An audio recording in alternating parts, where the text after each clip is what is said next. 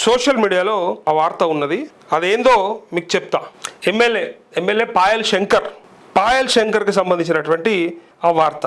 ఏమైందన్నా, ఏమైంది, ఆయన ఏం చేసిండు, ఆయన ఏమైనా తప్పిదం చేసిండా, మరి ఆయన మీద వార్త ఏంది, బీజేపీ ఎమ్మెల్యే కదా, మరి తన మీద ఏమొచ్చింది అని అంటే చెప్తే మీరు షాక్ అయిపోతారు.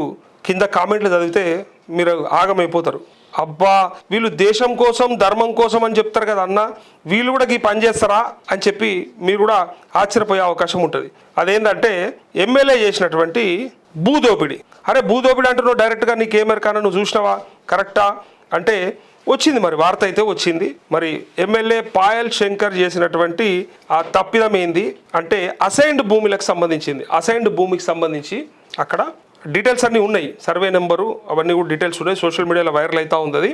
సో మీరు అసలు అవినీతి అంటే ఏందో మాకు తెలియదు, మేము ప్రజల కోసమే పాటు పడతామని చెప్తుంటారు కదా, కానీ మరి ఈ పని ఏందయ్యా మీదని సోషల్ మీడియాలో ఆ సర్వే నెంబర్లతో సహా అసైన్డ్ భూములు ఎట్లా చేసుకున్నాడు, 20 ఎకరాల అసైన్డ్ భూమి, కోట్ల రూపాయల విలువైన భూమిని ఆయన పేరు మీదకి అట్లా అలా భార్య పేరు మీదకి ఎట్లా మార్చుకున్నాడు, ఆ ప్రయత్నం ఏందనే విషయాన్ని సోషల్ మీడియాలో ఫుల్గా వైరల్ అవుతూ ఉంది. నేను చూసిన, మార్నింగ్ చూసిన, బట్ అది ఉంటుంది తప్పకుండా నేను చెప్తా మీకు ఎందుకోసం అది బయటకు వచ్చింది, ఎవరు బయట పెట్టిర్రు, బీజేపీ ఎమ్మెల్యేకి సంబంధించి ఆ వార్త. దాంట్లో ఉంటుంది చూడు, ఒకసారి సిద్ధు ట్విట్టర్లో ఉంటుంది చూడు, ఎమ్మెల్యే పాయల్ శంకర్, ఆయనకు సంబంధించిన వార్త అయితే ఉన్నది.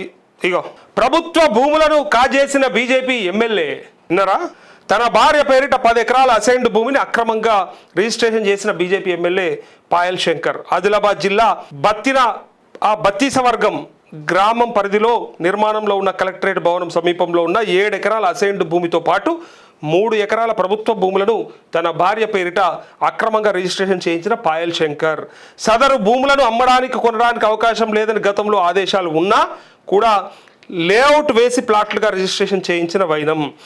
గతంలో ఇదే భూములపై అక్రమంగా తెచ్చుకున్న ఎన్ఓసి రద్దు అయిన విషయం చెప్పకుండా, ఎన్ఓసి రద్దు అయిందనే విషయం చెప్పకుండా అదే ఎన్ఓసి ఆధారంగా రిజిస్ట్రేషన్ పాయల్ శంకర్ కబ్జా చేసిన 11 ప్లాట్ల విలువ దాదాపు 5 కోట్లు ఉంటుందని విలువ అంటూ ఇక్కడ ఇగో సర్వే నెంబర్లు పూర్తిగా ఆ డీటెయిల్స్తోని ఎప్పుడు ఆ ప్రాపర్టీకి సంబంధించి ఇగో ఫుల్ డీటెయిల్స్ చూపిస్తానండి మీకు. ఇది పూర్తిగా డీటెయిల్స్ అన్నీ చూపిస్తా. ఇలా ఫుల్ వైరల్ అవుతా ఉంది. మనం కూడా క్రాస్ చెక్ చేసుకోకుండా మళ్ళా ఉత్తగానే చెప్పరాదు కాబట్టి డెఫినెట్గా ఆ నియోజకవర్గం నుంచి అక్కడ ఏం జరిగిందో తెలుసుకొని రెవెన్యూ రికార్డ్స్లో ఏముందో క్లారిటీ తీసుకున్నాకనే మనం మాట్లాడదామని ఆగినాం. పైగా అదే మన ప్రయత్నం ఉంటుంది, అంతేగాని ఉత్తగానే ఎవడో చెప్పిండని ఏదో వచ్చిందని ఏది పడితే అది మాట్లాడేటోళ్ళం కూడా కాదు. కానీ వాళ్ళ భార్య పేరిట రిజిస్ట్రేషన్ చేసినట్టుగా మరి ఎమ్మెల్యే పాయల్ శంకర్ మరి కింద కామెంట్లు చూస్తే ఏమున్నాయంటే, ఆహా వీళ్ళు దేశం కోసం ధర్మం కోసం చేసి ఉంటారన్నా, అంతే తప్ప వాళ్ళకి అట్లా చేయడం ఇష్టం ఉండదు, అది కూడా పక్కా దేశం కోసమే అని అన్నారు. ఇక అట్లాంటి కామెంట్లు ఎందుకు పడాలి మరి?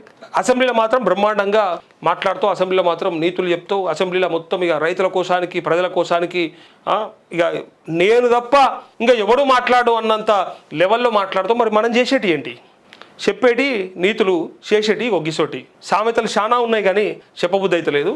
ఎమ్మెల్యే పాయల్ శంకర్ అది నిజమైతే కనుక సిగ్గుపడాలి. మరి మొట్టమొదటిసారిగా ఎమ్మెల్యేని గెలిపిస్తే ఏదో ప్రజలను ఉద్ధరిస్తానట్టు చెప్పినావు కదా, మరి ఇలా ఇదేనా నీ ఉద్ధరించుడు, ఇదేనా నీ కథ, ఇదేనా నీ ఏషాలు? 10 ఎకరాలు అప్పనంగా 7 ఎకరాల అసైన్డ్ భూమి, 3 ఎకరాల ప్రభుత్వ భూమి కలుపుకొని ప్లాట్లు వేసుకొని 5 కోట్ల రూపాయలు ఎనికేసుకున్నావంటే ఇక నీ కథ ఏందో అర్థమవుతుంది. అంటే ఇక మళ్ళీ ఒకసారి ఎమ్మెల్యే గెలుస్తానో గెలవనో, ఇక దొరికింది అవకాశం, ఇక దీపం ఉన్నప్పుడు ఇల్లు చక్కబెట్టుకోవాలని ప్రయత్నం బాగానే జరుగుతున్నట్టుంది పాయల్ శంకర్ది. అది పూర్తి సమాచారం తీసుకున్నాక బరాబర్ అడుగుదాం, అవసరమైతే లైవ్లో తీసుకొని అడుగుదాం ఆయన్ని.